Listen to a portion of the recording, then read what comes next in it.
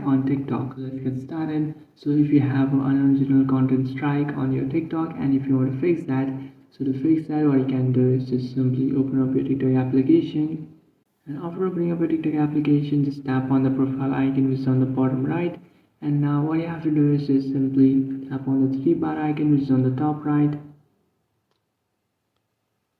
And after tapping on that, just simply tap on settings and privacy, then scroll all the way down and then tap on report a problem.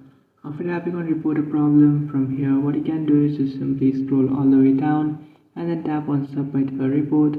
And inside your submit your report, now what you have to do is just simply enter the feedback that I'll enter.